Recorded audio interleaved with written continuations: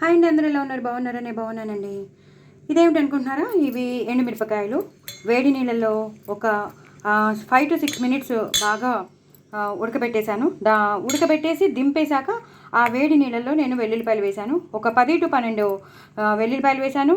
ఇవేమో ఒక 20 ఎండుమిరపకాయలు వేశాను. సో 20 to 21 ఎండుమిరపకాయలు, 10 to 12 వెల్లుల్లిపాయలు వేసేసి వేడి నీళ్ళలో ఇలా సాఫ్ట్గా అయిపోయేటట్టు చేసేసాను. సో దీంతో ఏం చేస్తానంటే నేను గ్రైండ్ చేసేసుకుంటాను. ఇది గ్రైండ్ చేసేసుకుని ఈ పేస్ట్ని నేను వెజ్ బిర్యానీలో వాడతాను. ఇంకా ఎలాంటి ఎండు కారం అలాంటివి వేయను. మిగతాదంతా సేమ్ ప్రొసీజర్. మనం ఏం కావాలంటే ఆ కూరలన్నీ వేసుకోవచ్చు. కానీ మనం కొంతమంది కారం వేస్తారు కదా, ఎండు కారం. ఆ ఎండు కారం బదులు మనం ఈ పేస్ట్ వేస్తే కొంచెం మంచి చైనీస్గా కొంచెం డిఫరెంట్ టేస్ట్ వస్తుంది. కలర్ఫుల్గా ఉంటుంది, ప్లస్ చాలా ఇంప్రెసివ్గా ఉంటుంది. తినడానికి కూడా చాలా డిఫరెంట్ టేస్ట్గా ఉంటుంది. సో దీన్ని నేను గ్రైండ్ చేసేసుకుంటాను. మిగతా ప్రొసీజర్ మీకు మళ్ళీ చూపిస్తాను. హాయ్ అండి, అందరూ ఎలా ఉన్నారు? బాగున్నారా? నేను బాగున్నానండి. ఇవాళ మీ ముందుకు నేను ఒక డిఫరెంట్ స్టైల్లో బిర్యానీ చేస్తున్నాను. వెజ్ బిర్యానీ చాలా చాలా బాగుంటుంది. వెజ్ బిర్యానీ అందరికీ తెలుసు. మామూలుగా మనం ఇప్పుడు ప్రొసీజర్ ఇలా మొదలు పెట్టేసాం కదా. తగినంత నూనె వేసుకున్నాను, అలాగే నెయ్యి కూడా వేసుకున్నాను. నెయ్యి వేసేసాను. ఆవాలు సారీ అలవాట్లో పాటు లవంగం, దాల్చిన చెక్క, ఇలాచి, అలాగే బిర్యానీ ఆకు ఇవి వేసేసాను. కొంచెం లవంగాలు ఒక 8 to 9 లవంగాలు వేసాను. ఒక 5 to ఎన్నో ఇలాచి వేసాను. అలాగే దాల్చిన చెక్క వేసాను. అలాగే బిర్యానీ ఆకు కూడా వేసేసాను. ఇంకొంచెం వేసేస్తాను. ఇవన్నీ బాగా వేగిపోయాక నేను పచ్చిమిరపకాయలు వేసేసుకుంటాను. తగినన్ని పచ్చిమిరపకాయలు వేసేసుకుంటాను. పేలుతున్నాయండి.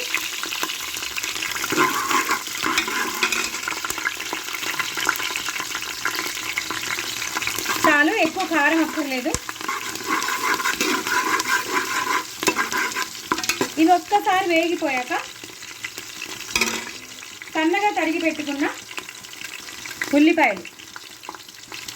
ఏంటి డిఫరెంట్ అని చెప్తున్నాను, ఏంటి డిఫరెంట్ అనుకుంటున్నారా? చెప్తాను, అది కూడా చెప్తాను. ఉల్లిపాయలు వేసేసుకోవాలి. నేను ఒక పెద్ద ఉల్లిపాయ తీసుకున్నాను. సో నాకు ఇన్ని ముక్కలు వచ్చేసాయి. నేను సన్నగా తరిగి పెట్టుకున్నాను పొడుగ్గా.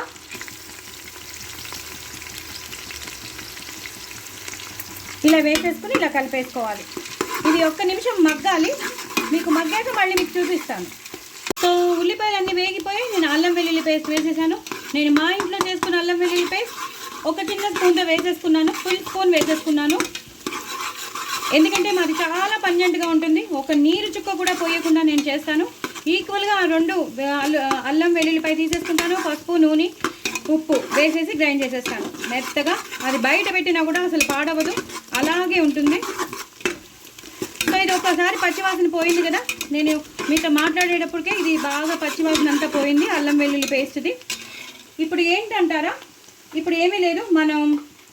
నేను ఇందాక మీకు చూపించాను కదా, పండు మిరపకాయలు కాదు, మామూలు ఎండుమిరపకాయలు, కొన్ని ఎండుమిరపకాయలు నీళ్ళల్లో బాగా సాఫ్ట్ అయ్యే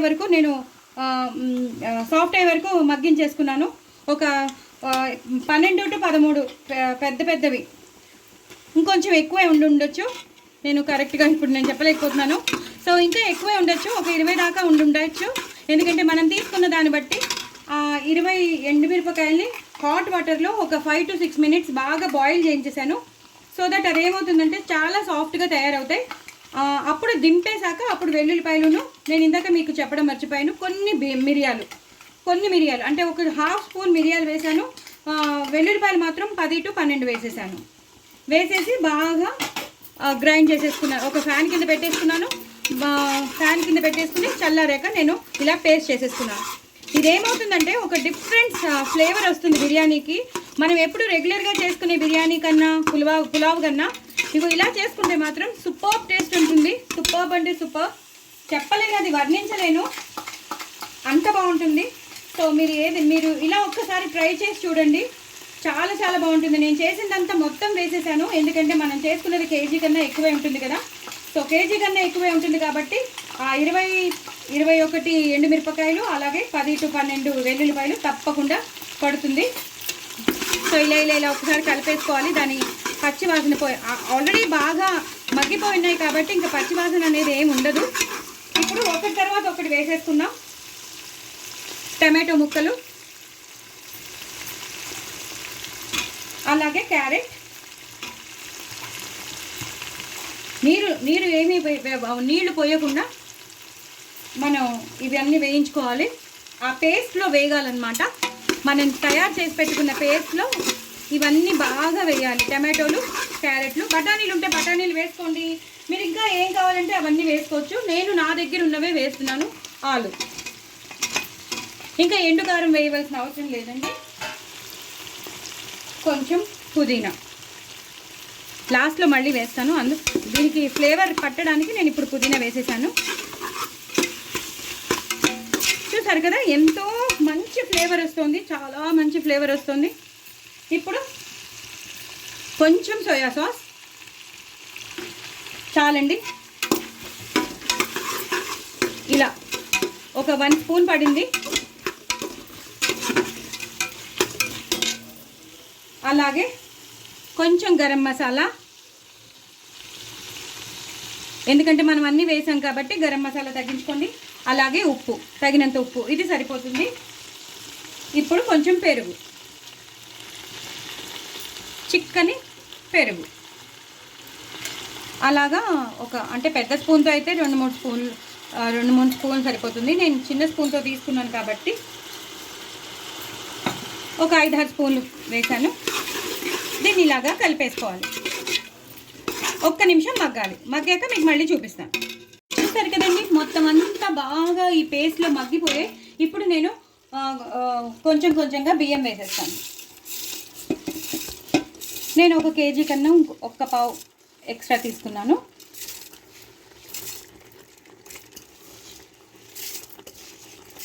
అంటే పిల్లలు ఇష్టపడతారు కాబట్టి కొంచెం ఒకసారి ఎక్స్ట్రా కావాలంటే ఉండాలి కదా, అప్పటికప్పుడు అయిపోతే బాగుండదు. సో పిల్లలు మళ్ళీ కావాలమ్మా అన్నారనుకోండి, మళ్ళీ ఏం చేసి పెడతాం. అందుకే ఒకటేసారి కొంచెం ఎక్కువ చేసేసామనుకోండి, సమ్మర్ హాలిడేస్ కాబట్టి అలా ఆకలి వేస్తూనే ఉంటుంది పాపం, టైంపాస్ అవ్వదు వాళ్ళకి. సో ఏదో ఒకటి తినాలనిపిస్తూ ఉంటుంది కాబట్టి మళ్ళీ కావాలంటే ఎలాగా, అందుకు కొంచెం ఎక్కువ చేసి పెట్టేసుకుంటే అలా ప్లేట్లో వేసి ఇచ్చేస్తే సరిపోతుంది. చూసారు కదా మొత్తం అంతా ఇలా కలిపేసుకోవాలి. ఇందాక నేను చాలా నెయ్యి వేసానండి, చాలా అంటే చాలా నెయ్యి వేసాను. సో ఇలా కలిపేసుకున్నాం కదండి. నేను ఇందాక గ్రైండ్ చేసి పెట్టుకున్నాను కదా ఆ మిర్చిది, ఆ వాటర్ వేసేస్తాను వేస్ట్ చేయకుండా. అలాగే నేను కొలిచి పెట్టుకున్న బిర్యానీకి నేను కొలిచి పెట్టుకున్న వాటర్ కూడా వేసేస్తాను. ఒకసారి ఇలా కలిపేసుకోండి. మీరు రుచికి సరిపోయిందా లేదా అది చూసుకోండి. ఉప్పు సరిపోయిందా లేదా మీరు ఒకసారి చూసుకోండి. నేను ఎంత వేయాలో అంత నీరు వేసేసాను. ఇప్పుడు కొంచెం నెయ్యి వేస్తాను పైనుంచి నెయ్యి వేస్తే చాలా బాగుంటుందండి. ఎప్పుడైనా సరే మీరు ఒకసారి చూడండి, పైనుంచి నెయ్యి వేసామనుకోండి, ఆ నెయ్యి అనేది ఆ అన్నానికి పట్టేసి సూపర్ టేస్టీగా ఉంటుంది.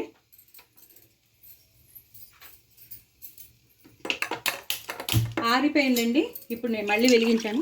సో ఇలా మొత్తం అంతా కలిపేసుకున్నాను. తగినన్ని నీళ్ళు కూడా పోసేసుకున్నాను కొలిచి. ఇప్పుడు